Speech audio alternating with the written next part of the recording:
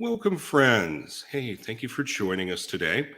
As you probably have noticed from the headline of this recording, this conversation, this little workshop, is on the inner critic, or making friends with that inner critic.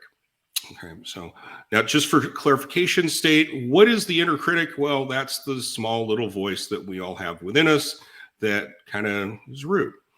Okay, well, sometimes it's actually very, I don't know, very cruel is the way the way to do it. And again, it is my hypothesis that we all have this to some degree. Some of us have it more than others, and some of us have it coming up very loudly, sometimes consistently, meaning we're very self-conscious. And there is certainly a difference between being very self-conscious and having a conscious awareness, being present and such. So we'll get into more of the distinction between those two as we move forward. But if you are someone who is feeling, well, that life would be a little bit easier if this inner voice within you wasn't, I don't know, so derogatory, so cruel and so mean, so hypercritical of what you do, and isn't always basically playing in the background, then that's what we're going to talk about today. Okay. So please know, if you haven't watched any of the other workshops that we do, this is very much a group effort. Okay. So what I mean is that all four of us will be contributing. I am a facilitator. Okay. Della, Wren is my co-pilot. I'll take it. But Val and Jason and all will be involved with this discussion. Again, it's just myself being the host. I will be leading predominantly, along with a little PDF document that you can download and look here. But what we're going to do is very intentional about you getting in 60 minutes a little easier way of talking with yourself. Okay, that basically you get that inner critic becomes more of an inner coach that you can have instead of I don't know, that harshness going on. Maybe a little more kindness, compassion, and guidance through your day. So, and again, so you're not going to be changed over the course of 60 minutes, but I think there's going to be an improvement. That's certainly our intention here as you watch this. So that being said, I'd like you to just take a moment, and on a scale of 1 to 10, and this is really just for you, what is your level of inner criticism? 10 being that it is a cruel, harsh dictator that is basically torturing you, and 0 being a Zen monk. There's quiet, there's stillness, everything's peace. Now, this is no one's business but yourself. I've got a feeling you're somewhere between 0 to 10. And again, this is for yourself for reference. What we'll do at the end of it, again, just is a way of, I don't know, trying to have an awareness of the effectiveness of our time together. You will kind of go, okay, I started off as a 10 and now I'm a 9 or whatever. Or maybe we wind up irritating you and you started at a 0 and now you're a 2. We don't know and stuff. But again, I'd like you now, as you're watching this right now, just to pause for a moment. What number are you? Okay. So if you put something down, cool. If you didn't, that's cool too. All right. So since Della is my co-pilot here today, Della, could you be kind enough to introduce yourself to the listeners?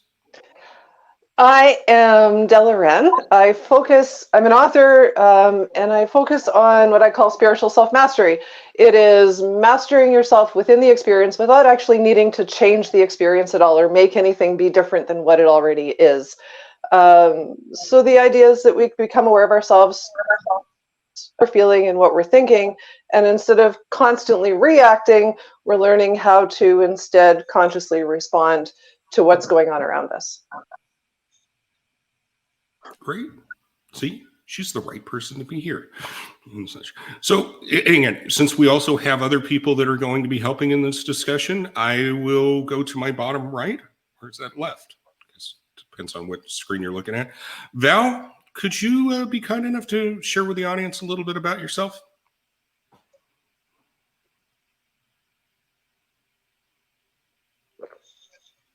I've gone through, I'd call it an awakening process that at first was terrifying. And for my need to, I knew that I was okay, say 20, 24 years old, and then all of a sudden I was not. And I had a traumatic experience of being held against my will with a guy and a 44 Magnum pistol.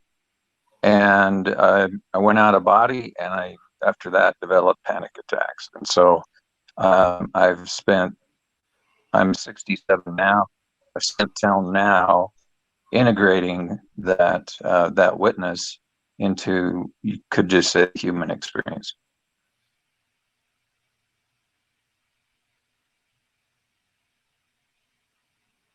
That means you are in the right place at the right time, because your experience, I'm sure, is going to help make this a better presentation for those that are watching this. And Jason, ladies and gentlemen, children of all ages, may I introduce you to Jason Matthews. Hi, Jason. Hi there. My name is Jason Matthews. I am a leadership strategist and coach. I work with businesses and individuals on how to improve their leadership as a way of being able to improve the way that they interact with themselves and interact with others, basically interact with life, and how using the skill of leadership can actually tip the scales between feeling like you are at the mercy of life and you are at cause in your own life. So I'm really happy to be here today. Yeah, and I am too. So again, yeah, that kind of jives very, very well with what we're going to be covering today. So again, that being said, shall we begin? So what I'm going to do now is go to this screen. And if you're watching on a small mobile device that may be a small screen, there's a download below that can allow you to see this in a much larger format. But and I certainly don't need to read it word for word for you. And in total transparency here involved, this also helps keep us on track on our conversation as well for this presentation. So as you can see here, it starts off right here in this simple thing. This inner dialogue that I'm referring to is basically also a narrative, a story that we have within our heads. Okay. And it's basically how we've come to conclude who we are and how the world is around us. Okay. It's called our identity, our worldview. Okay. And this thinking, okay, all thinking, but it's forming our psychological experience. Okay. It's how we're structuring reality. Okay. So, for example, two people could be at an intersection, say opposing corners. There's a car accident, okay? You're seeing things from different angles, okay? Naturally, you're going to say this car cut in front of this one, and possibly the person on the other side of the street goes, no, that blue car hit the red car. That is more about your perspective, okay? And that's certainly important in how we view ourselves in the world. But what we're going to get more into right here is our perception, our understanding. Okay. So without going into a big long lecture on perspectives and perceptions and such, the challenge at hand with the harsh inner critic is we all have an idealized version on how we should be and how the world should be. Okay. And if you're kind of going, really? You know, I'm pretty easygoing. I'm a free spirit. Yeah, well, that's cool. You know, that certainly probably makes it easier to navigate through life. But if you've ever found yourself at a point where you start referencing things like it should be, or it shouldn't be this way, or if only this happened, these are expectations that we have. Okay. And because we think about ourselves more than anything else, Perhaps you're the exception, but I'll say I think about myself more than anything else. These shoulds and these shouldn'ts and these should be's are directed towards myself. I have an idealized version of myself, and coincides with that is a program for happiness. Okay, so at 59 and such, trying to be appealing to the opposite, and I've been happily married for over 22 years, but in regards to how I look, that is an expectation. If only I was thinner, if I had a different color of hair, if I had high cheekbones, whatever type of stuff, that would be my idealized version of how I should be. And when I'm less than that, I may have a poor self-image, at least in regards to how I look. Basically, again, these are programs that happen if only. But again, I think most people can kind of say this was the face I was born with. I'm going to make the best with it. More so it comes to our thoughts and our words and our actions. We have this idealized version of what a good person is. Okay. Good person doesn't lie. Okay. But I just told a lie. So I'm a bad person. Okay. Now, again, that's just a really simple thing there, but whatever it may be, how we're conducting life, and we are not meeting our expectations, typically that is going to affect the narrative, the story of who we are. Okay. Now, that being said, can that narrative and story change? Absolutely. Okay. I will say, as a person who is 17 years sober, which meaning in 59 years, the majority of my life, I was getting high as much as I could. I was practicing the behaviors of the typical, school book of an addict alcoholic. I did not change my behaviors to meet my expectations. I changed my expectations to meet my behaviors. Okay. So in regards to, again, I think I should be going to work every day, and I'm not. Then I will create a narrative in my head that I don't need to go to work every day. All right. Again, oversimplification.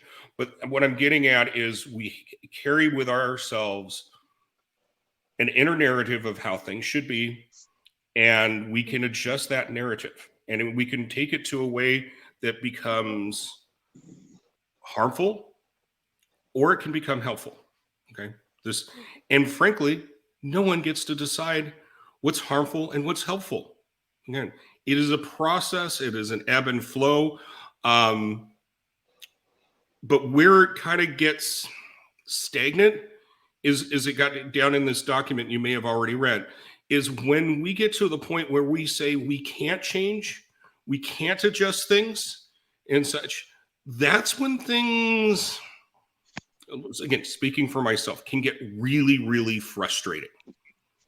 Okay. Especially when I want change. Okay. So if you're ready to change your life, the first step is to believe that it is possible. Okay. And again, as I made reference here because of my personal experience, you look at the recovery world. Okay. If you were so inclined to investigate, you could go to any 12-step meeting in any town, and you will hear stories about people who had a fixed narrative in their head that they said they were this way for the rest of their life. They were hopeless. They were helpless. Something changed, typically coming to that 12-step meeting and such. And they began a process of changing how they viewed themselves and their relationship with the world around it. Okay. Now, again, this does not pertain just to a person who wants to no longer do sex, drugs, and rock and roll. Okay. This is just human behavior 101 kind of stuff. Hope it makes sense. Okay. So, and again, I want to also mention here as we get into whether it's my explanation or anyone else that's contributing to this conversation, everyone is different. There are basic guidelines in life. I made a very high level general description on how humans think. That's meant to be much more descriptive than prescriptive. Okay. and this is set in effort of, again, the belief of having ability to change. Okay. So someone, again, since I set up in context of going to like a 12-step meeting, someone would share their process of how they went from, well, as I said, feeling hopeless and helpless, life sucks, okay, to being a person who thinks differently than that.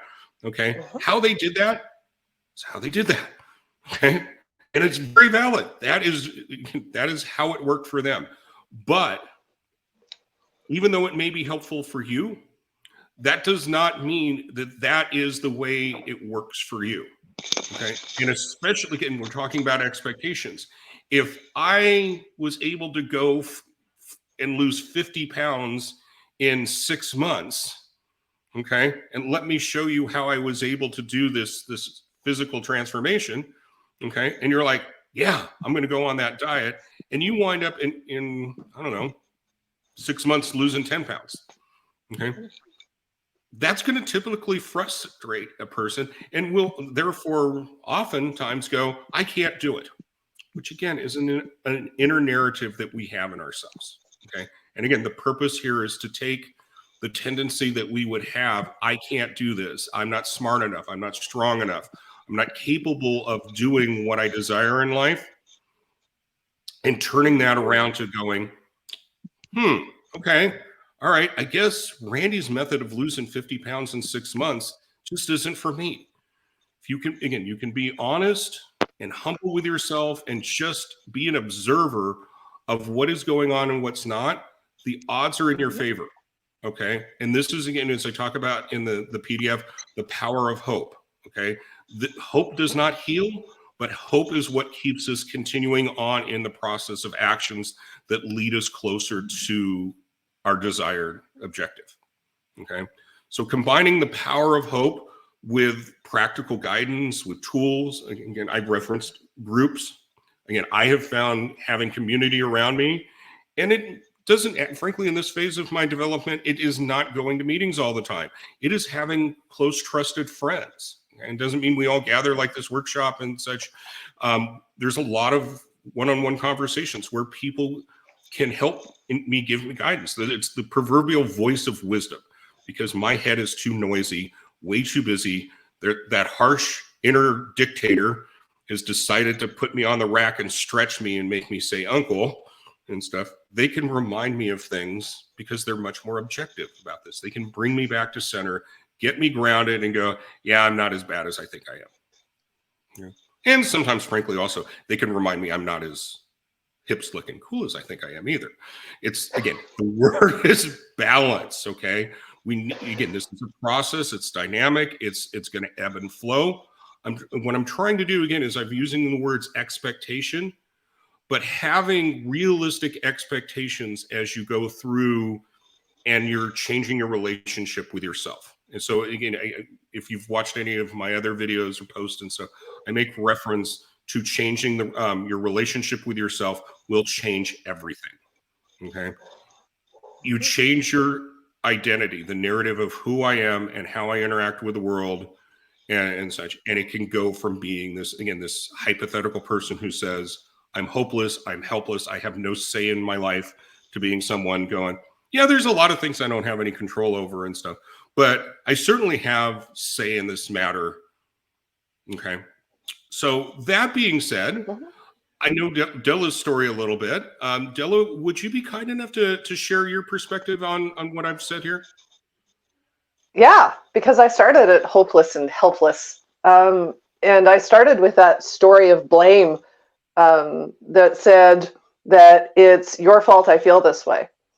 So I was completely and totally powerless. I had zero confidence, zero self-esteem. I was a jellyfish in life. And anytime somebody would offer me any sort of criticism or feedback or an idea or suggest I do something differently, I would immediately take that on as I have to do it their way. Instantly. Didn't matter what it was. They could have said, go jump off a bridge, and I would have taken that literally, and I would have thought that that's what I needed to do. I was that powerless in my life.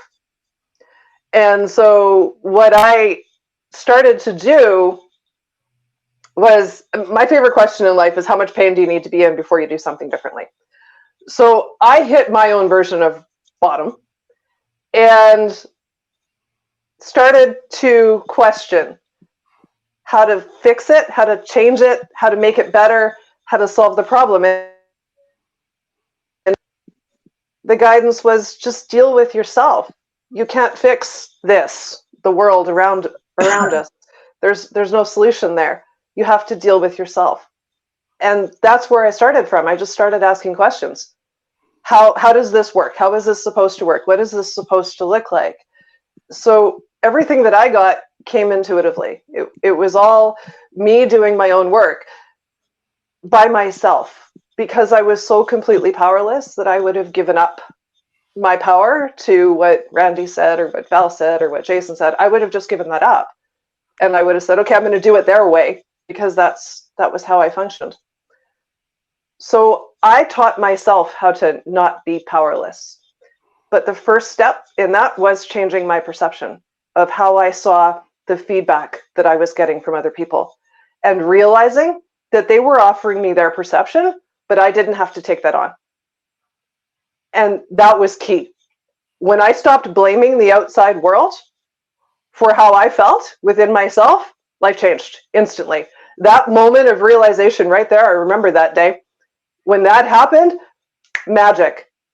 Because now I'm in control of me, and nobody else gets the opportunity to tell me how to feel or what to do or not to do. Now I'm in control. But that had to translate, right? So there was the logical sort of, okay, I know that now, cool. So I can remove the blame, I'll let everybody off the hook, great. But now there's another step, because now I have to figure out how to act that way and show up that way, and not continue to defend myself or be triggered by what other people are doing or saying or whatever's going on. Now I have to figure out how to actually live that. And that's a whole other world.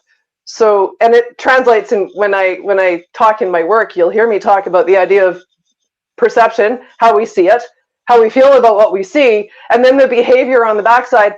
How do I respond or react to that? What do I do? What's the outward behavior that I need to do? How can I change what I would normally do in terms of my behavior and do something that makes more sense, that's different, that honors me without being a triggered hot mess, without reacting, overreacting, without creating more problems? How can I do this better and consciously? And so that was the process that I went through. Yeah. And that brought me here. Yeah, I'm so glad that you are here. And again, you've worked through this. And just to recap and affirm that I heard you, is, yeah, you've shared a very key point, that we are influenced, even though this narrative is in between our head. Our worldview is not necessarily a camera taking things in. Yeah, it does. Okay, so again, the solution being is understanding that we are more of a movie projector projecting out our worldview and our identities, and so we're confirming our biases is another way to say this. If I'm certain that this person is rude, I will seek the evidence to confirm this rudeness to justify there. And again, if I think I am powerless, I am going to confirm that belief that I am powerless in this and stuff. But what you said was very, very key, though. We've had influences upon our life that have created us to have I'll use that word that no one likes to hear, a victim mentality. Okay. Oh yeah, big time victim mentality. Yeah. We get and certainly there are real victims in this world. Okay. I do not mean to ever dismiss someone who's been in like an abusive relationship, or somebody who's atrocities of such as rape or being kidnapped or anything such as that. There is a very real prevalence of actual victims. Victims really have no say in the matter, though. Okay. So again, in these, you might, if you haven't been in an abusive relationship, might think, well, the person that is being abused can always leave. Yeah, I wish it was that simple. I have friends that are police officers. I have a sister that has experienced this as well, and such, that typically it's the woman. The woman is in an abusive situation. It is apparent to everybody that there's physical violence, that this is not a safe situation for themselves, possibly also their children as well, and they stay in that situation. Just leave. This is, again, the kind of stuff that I'm talking about, is our perceptions, our identities, the worldviews, in the sitcoms or whatever, the dramas that we'll see on the screen. You will commonly hear and such, he really loves me and stuff. He says he's going to change and all this kind of stuff. That's the type of narrative I'm referring to here. And I heard you say a little bit as well, Della, that until you understand that you have say in the matter, it's going to perpetuate. And this is why I want to, again, it's like, yeah, we really truly are the ones that are creating our reality. Our perceptions are like a pair of glasses that is how we focus on the world. But I want to add, Randy, that it's a foggy pair of glasses. They're like a funhouse mirror, because it distorts everything based on the pain that you've experienced, and whatever you're holding on to, whatever you think about yourself and the world around you. But that perception is foggy. It is a funhouse mirror. It's really warped. Yes. Some books I've read about Buddhists talking about the mist, clearing the fog and type of stuff. And sometimes you'll hear coaches referring to having clarity on a situation. And I believe that they're talking about being a little bit more open-minded, willing to consider other perceptions, other viewpoints. Is it possible that this isn't true? Could you just consider for a moment that there is another alternative? I was told in recovery and such, Randy, you don't like being wrong. Okay. And because of that, you're having problems. Okay. So again, it's kind of, again, we get into this certitude. No, this is just the way it is. And especially when it pertains to ourselves and stuff. The phrase, you don't understand, is me expressing, I'm holding on very, very tightly to how I'm perceiving this situation. Okay. And again, it's something that to various degrees, it's different for everyone, but I believe at some point in time in every human's life, this type of things pop up. So I refer to it as the human condition. And I want to reiterate here that if you're struggling with this, if you're suffering from this, okay, there is nothing wrong with you. This is the way humans are. But one of the other things is, because again, this is internal dialogue, people typically aren't sharing it. So like myself, when I first time I ever went to a meeting, I thought no one in the world thought the way I did, felt the way I did. Okay. And then in 60 minutes, I'm not the only one. So oh my God. I would add that it shows up in your behavior. It shows up in your behavior. You are expressing it, just not verbally acknowledging, but it shows up in the behavior of how you try to take control of situations, of how you react to people. And so even though you're not like in the awareness of, oh, I'm a control freak, right? You don't have that awareness yet. You're not there. Like, I need to control everything. You don't have that, but you're still trying to control everything. You're still trying to get control. So it's showing up in your behavior. So other people around you see it, and they may even call you on it. Cool, right? But then can you take that and say, okay, is that true? What's mine? What's theirs? And then what do I do with that? Right? The funhouse mirror is going to get in the way, because my perception of somebody calling me a control freak is probably going to be pretty warped at the first time it happens. But then what? Right? Get the awareness in there so that you can say, okay, what are they reflecting back to me? Are they just reflecting back their own pain? Is there something I need to deal with? And if so, what is that? Yes. Thank you so much. That's the segue I wanted to do. Because sometimes, again, these people that are influential upon us, they're just projecting their pain. Yeah. Again, it's the human condition. Everybody hurts. everybody is carrying something with them that is, again, is the foggy pair of glasses. Okay. So if you grew up in a household where your parents were harsh, cruel taskmasters, okay, that was my household and such. I forgive my parents because they did the best they could. They loved me the best way. Again, it didn't meet my inner needs and such. And it wasn't until their passing that I could fully acknowledge of how much it affected me.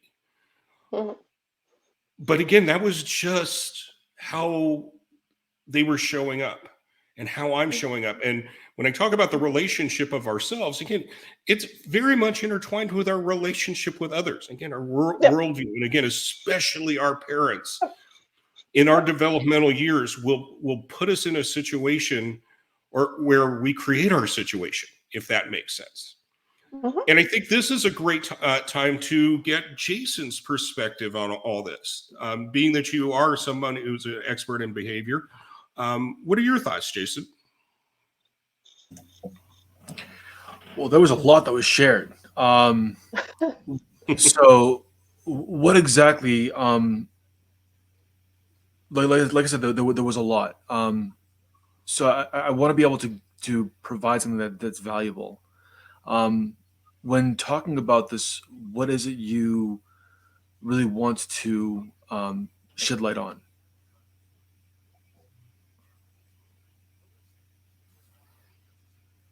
Oh, there's a question towards me. So what I'm getting at here, again, I thought you were going to continue on again. So as I interpreted that question you made here, again, all of us really need to pause enough and try to go through a process of, I'll call it inquiry. Okay. Again, what do you want to shed light on? So again, in this process of the topic being of our conversation today is making friends with our inner critic. So, and turning, again, friends meaning being more of an inner coach, guidance, compassion, and kindness, of us pausing enough and asking that question, and such as like, which springs out of my mouth right now of inquiry of stuff. It's like, what's really going on right now? And I've asked the question also and stuff, what's important right now? Those types of things for myself have been helpful in me gaining awareness on what I'm digging for, where my X that I'm going to put over the, this spot. What is my motivations is another great question. So, but what I'm specifically asking of you, Jason, and such, we did share a lot. Basically, what are your thoughts on how a human shapes their worldview and how that drives their actions in life? So I'm going to answer this in a fairly long-winded way, so I apologize in advance. But there is a psychologist who had a very, very good view of this, especially in regards to the ego, and gave a really elegant understanding of that inner critic, which I believe is another way of saying the ego. And he titled a work on what's the website? It's mentalhelp.net, where it's called "The Ego Can Be a Superb Servant and a Tyrannical Master." And when you're looking at the aspect of the inner critic, the question is, how is that inner critic serving you? Or how is it being self-serving? How is it either looking to survive, or how is it helping you thrive?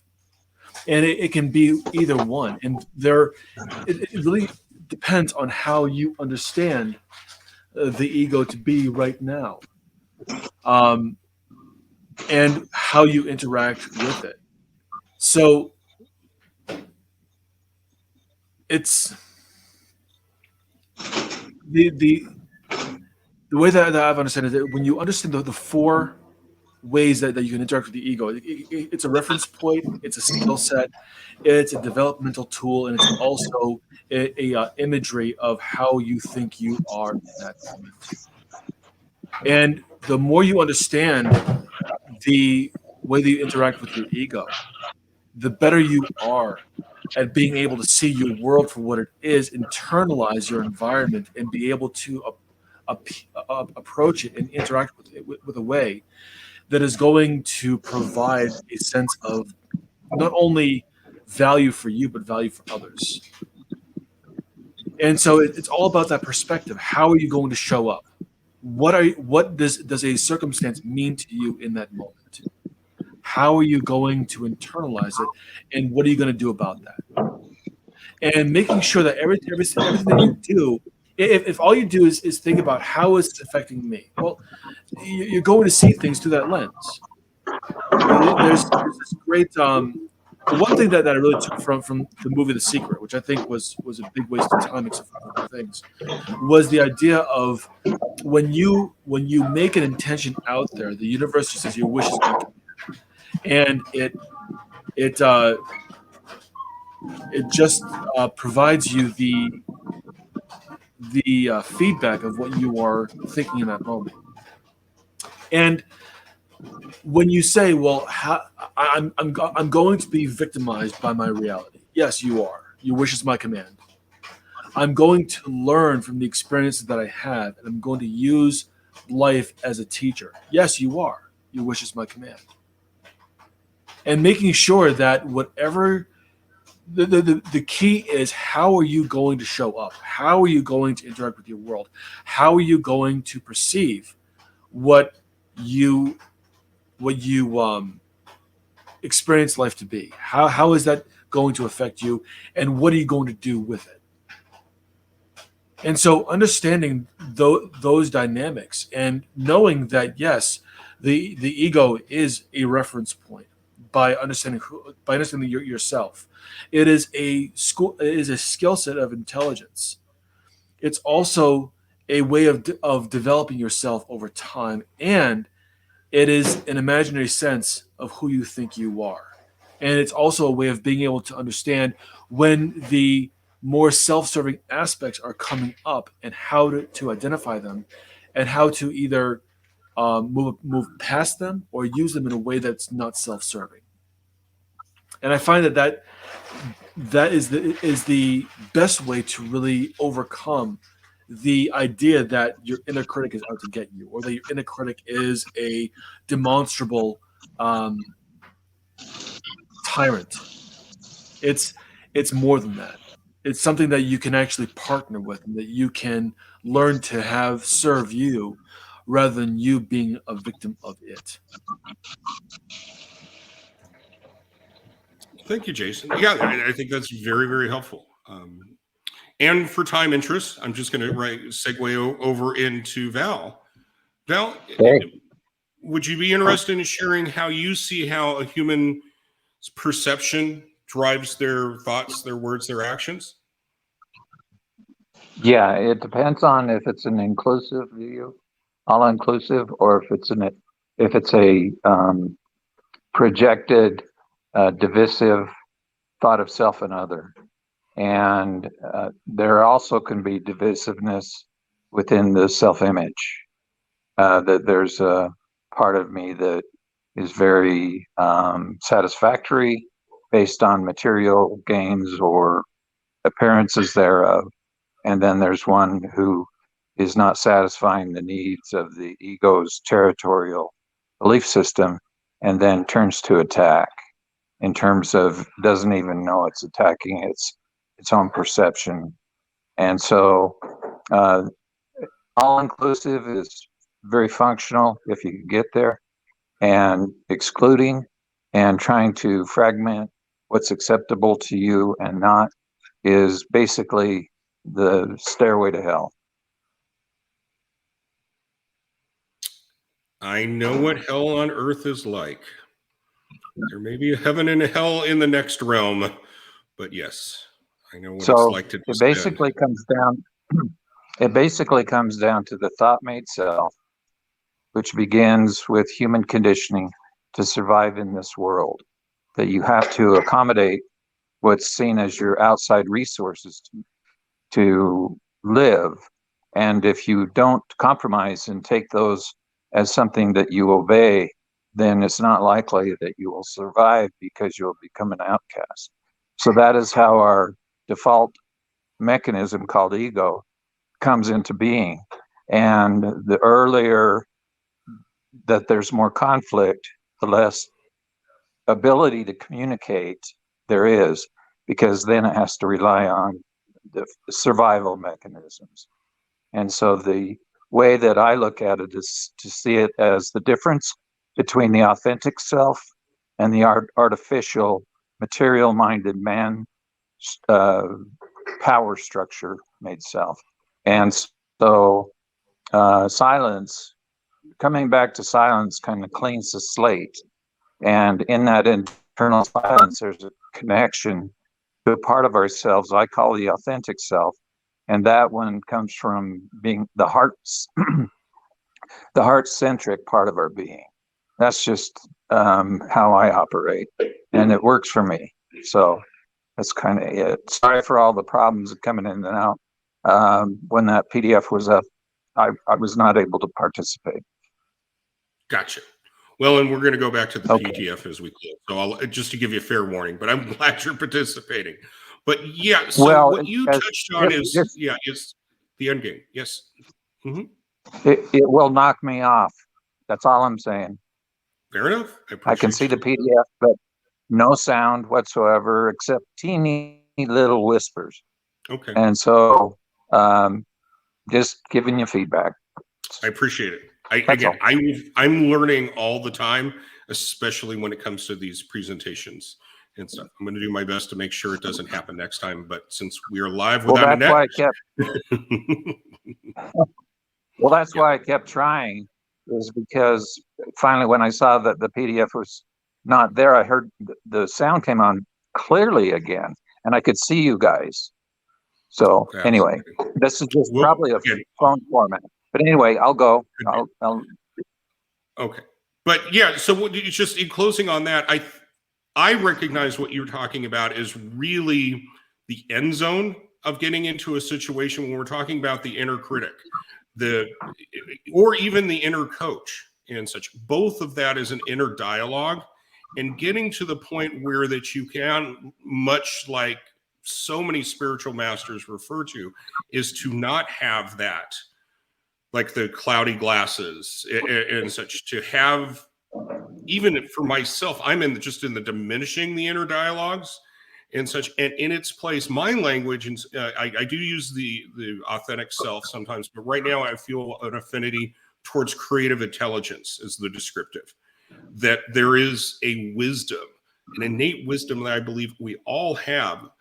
Again, we just have this noisy mind, and the Buddhists call it monkey mind and such, but that is drowning out this insight into each and every moment in situation, this guidance and such. But so that's what, again, for those watching this, please don't think that you should, back to expectations, that you should have the expectation of having a quiet mind, even for seconds and such, but it is possible. Those who dedicate themselves to getting to the point, it happens.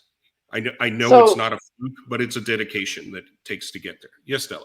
What I offer here is the idea of catching the low-hanging fruit. So if you're trying to get control over a crazy mind, and I get it because I had it too, we all do.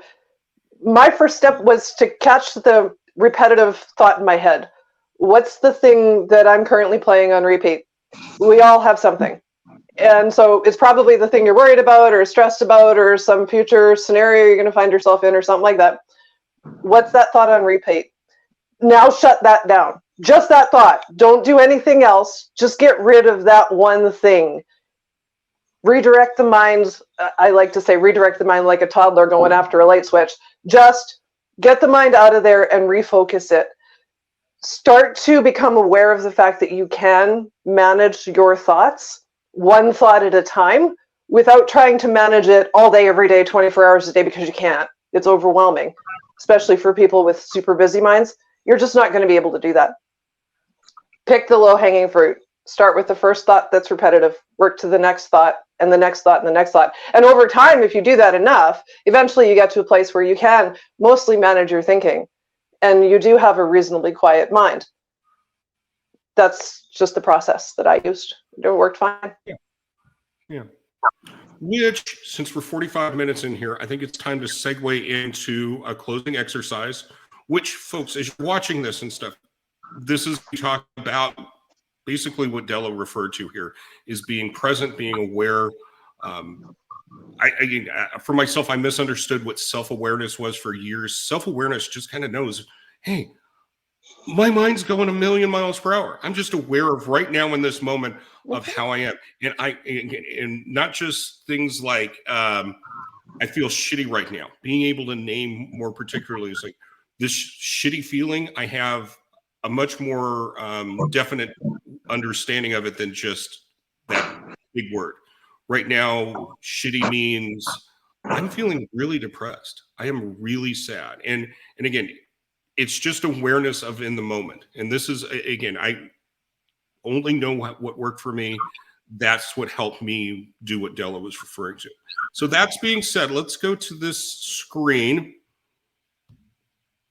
again. Okay. And again, we've been talking about shifting narratives. Okay. That transition from the torturous narrative to a restorative one. Okay. I don't believe it's replacing negative thoughts with positive ones. Okay. The power of positive thinking is not the solution. It involves what we've been discussing here. All right. Again, you can read with your own eyes. Again, if it's hard to see on your screen, download this document and such. But mindfulness and self-awareness, I just was touching. There is also cognitive behavior techniques, such as, again, restructuring, reframing these concepts that you have about yourself. I have found journaling being the best means for that restructuring. If you happen to work with a therapist or are not yet with one, pursuing narrative therapy. Okay. Now, this can be done alone, but it's kind of difficult if you've never done it before. And the document gets into it, but again, it's been touched upon in this conversation before. It's emphasizing agency. Okay. You may not have control of everything in your world, but there's something. I have a friend who is a very good therapist. She starts off her clients with just a plant. Okay.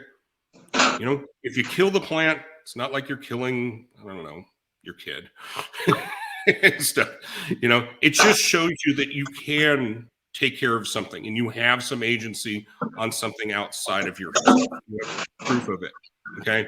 Most importantly, as we go through this, knowing someone, again, who habitually beat himself up. And again, I think if you're wanting to, again, kind of make friends with that inner critic, self-compassion is critical. Okay. And what I mean by that is speaking to yourself much the same way you would if you were a parent, okay, a nurturing and kind parent, going, yeah, okay, yeah, you messed up, but you tried. Okay. I believe that you are trying with all your might right now. And even though you're coming up short, please remember that's how you learn. That type of inner dialogue's helped me out greatly. And as I said, also, one of the other things that's been touched on before is connection with others. Okay. Everybody in this conversation here has been very, very open, very honest. I like to use the word they've been practicing fearless vulnerability. Okay. They're not concerned how other people are receiving, and they're speaking from the heart. And it's really, really hard when you have been judged in the past, when you've expressed yourself that way. And in all frankness, I do think it's a big part of the human condition. Back to, again, how people project themselves onto others in situations. I think a very typical conversation of this is if you were a boy growing up and heard big boys don't cry. Okay. So generalization might have been different than this, but basically people don't like to see their kids crying and sad. Okay. And because they can't control this, their attempt to control it is going, don't cry. It makes them feel uncomfortable and they try to control you. They're doing their best to deal with their problems and such. And anyway, again, getting to the point where you can, as I mentioned and stuff, I found a group of people, especially one person, where I could speak open and honestly and say things. I'm not okay right now. and them holding space for you, meaning not trying to fix you.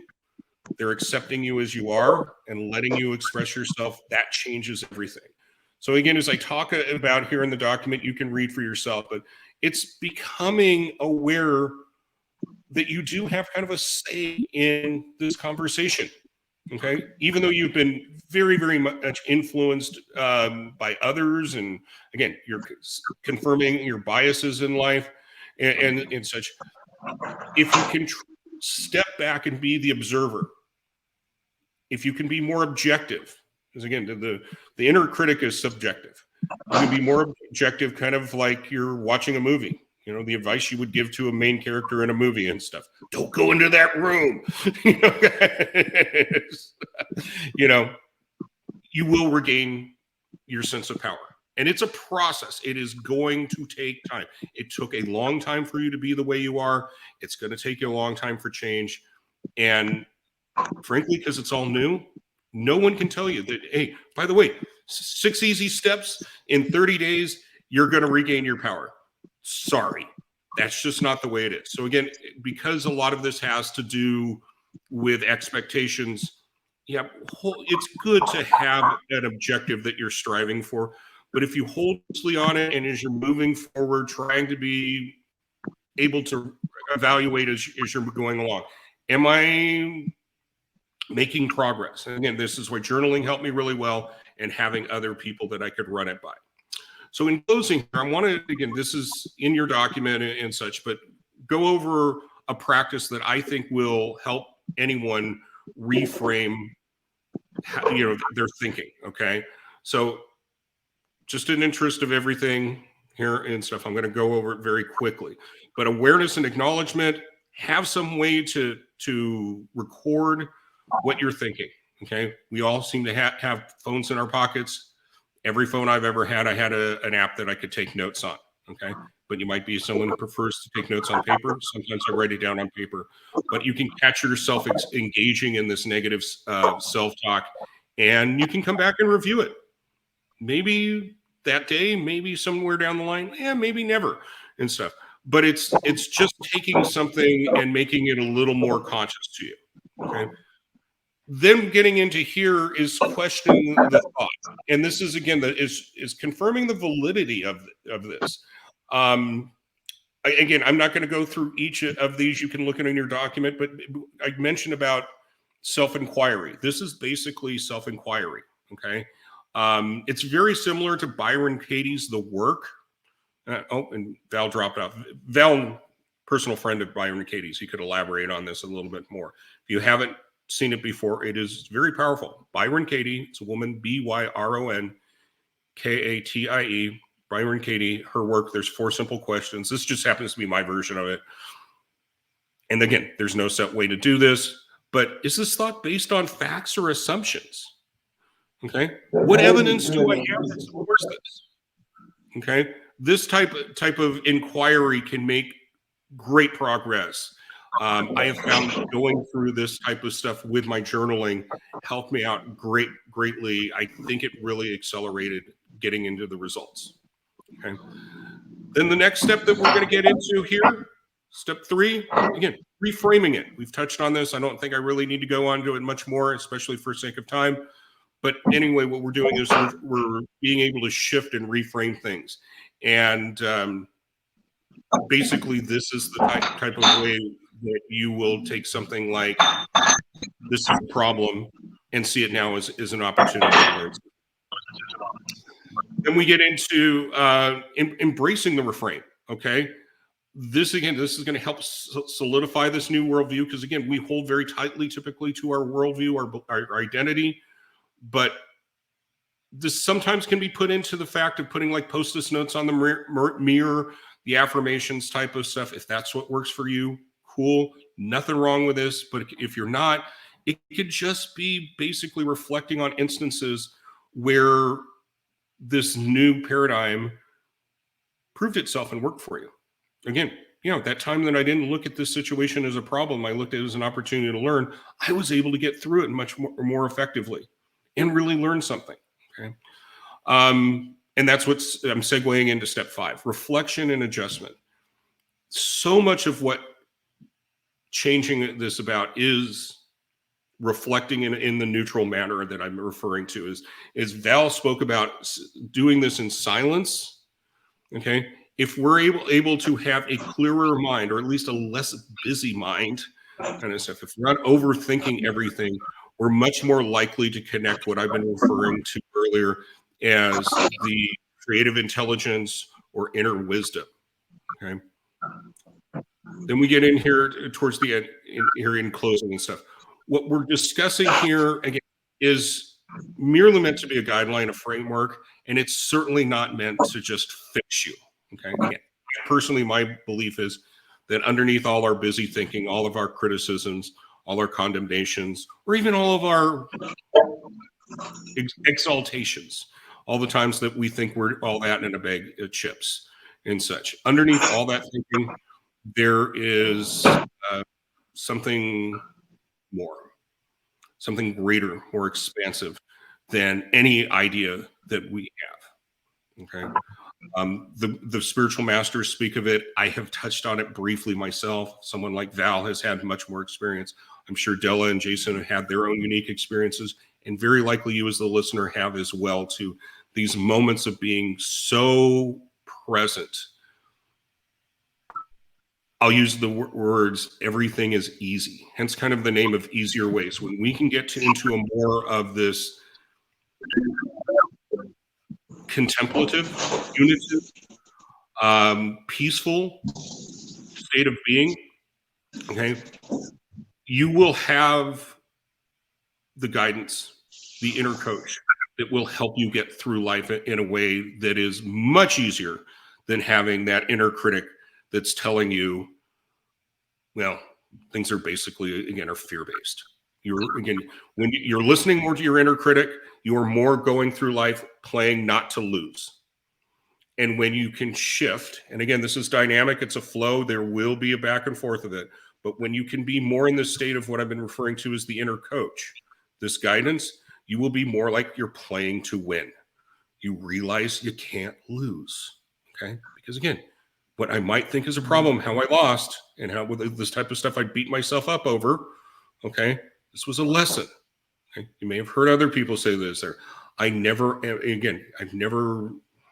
suffered because every one of these moments and such has been a learning opportunity. Again, I don't know about them. I certainly have had some suffering, some struggling in this process.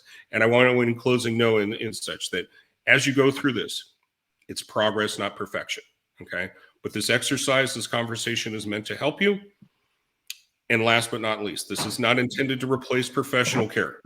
If you suspect in any way, okay, that you may have a condition that could be described as a mental illness, you are encouraged to seek a licensed therapist, a qualified therapist.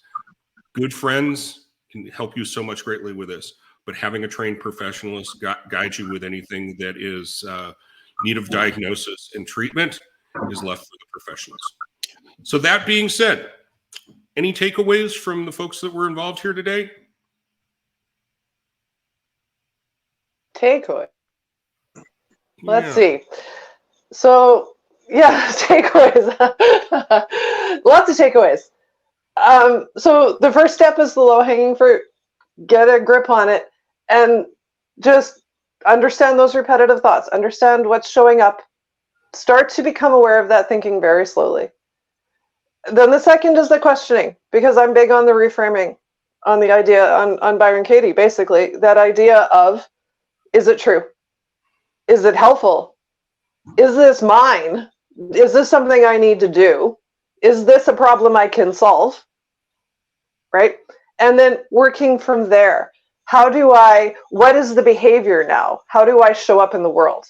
Based on now my new version of how I see things, the less foggy glasses that I'm wearing, how do I now change how I show up so that I can honor that new perception? So I look at behavior as a way of honoring the clarity or the perception that I now have, the less foggy glasses. And that's what I do with it. I take that and I say, okay, now what's the new behavior? And I figure that out, and then I show up. And what I find, and this is for me again, is that when I ask for that mulligan, if I recognize something and I want to shift my behavior and I want to go back and do it again, the universe will give me that opportunity. The thing will come right back to me as a means for me to retry it and have the conversation again. So what it offered me was the idea of ownership, that I can own my own behavior, recognize where I messed it up, and then go back and fix it. And whether I do that intentionally or whether the universe brings it back to me, both are okay. I'm going to manage that, and I'm going to be aware of myself when that happens, and I'm going to change it. And so it's a constant, for me, a constant flow of thoughts, feelings, and behaviors. Yeah, good. Val, any takeaways that you have from our time together? My approach is different, so I probably just ought to keep it to myself.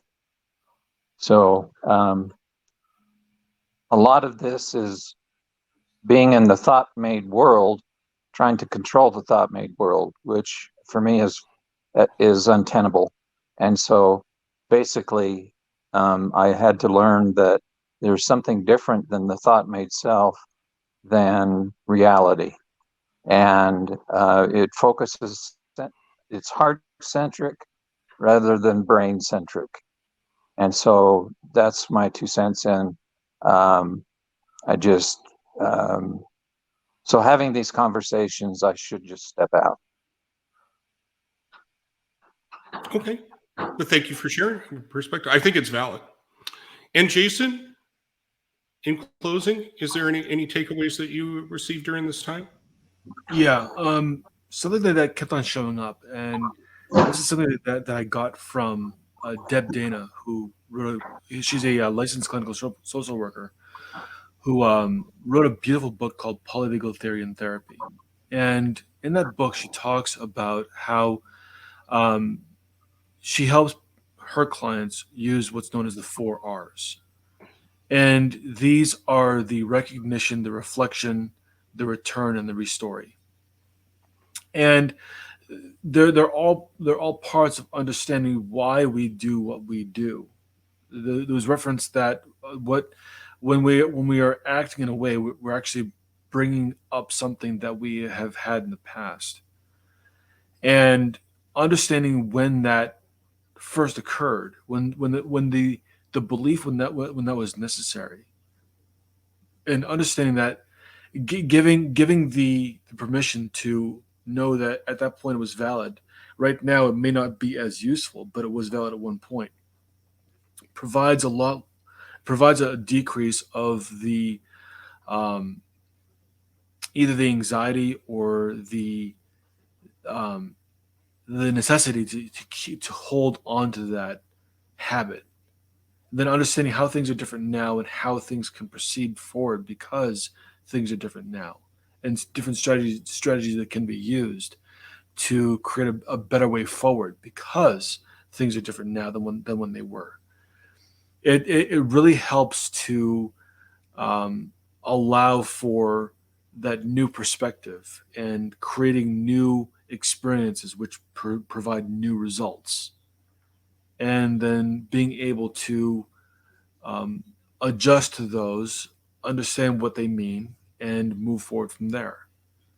I think it's a very valid perspective that the more people that take on that kind of understanding, the more they're going to realize that, yeah, things were hard at one point, and we as people endure a lot, and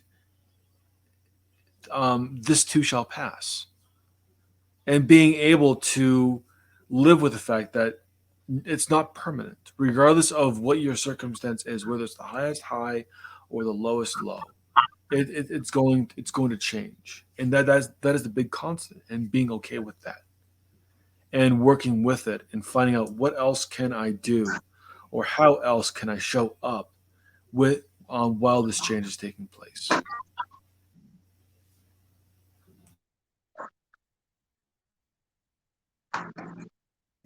You're on mute. Doggone it. Well, as I said, learning every day, every moment, and this stuff. So Thank you, Jason. So I think that was a very valid point. I think, again, everything that was shared by Della, Jason, and by Val today was very, very helpful for me. I hope it's been helpful for you as a listener and such. And I hope, again, just to remind you, take a moment to pause and consider. If you considered at the beginning of the call that your relationship with the inner voice was a 5, okay? What is it now? Is it a 4? Is it a 6? Is it a 10? Did we provoke you and make you upset and stuff? And next thing you know, the head's really busy. Okay. It isn't good or bad. Okay. It's just what I'm trying to do is help you be in a very easy, very simple way of noticing. That's really the key. Again, we all do it our own unique way and stuff, but really the solution of taking the harsh inner critic, and making it more of your friend is just to notice. When's it come up? What's it saying? Don't take it so personally, even though it's coming from you and stuff. It's just a narrative. It's just a story. Whether you want to make it fiction or nonfiction is your power, is your control. Is it just my mind making up stories, or is this written in stone truth? Okay. And if you're like myself, and I think I've heard other people and stuff, it's a process. Some of those things that are set in concrete and stuff, they get broken up into rubble, and then the rubble turns into small little pebbles and eventually sand, and it just blows away. Hey, that's kind of a cool metaphor. I never used that before. That's neat. That's my takeaway. You guys have inspired me to go into new places and express myself in new ways. So thank you very much. I do appreciate it, and I look forward to the next one. Till then, may peace be with you. Thank you. Thank you.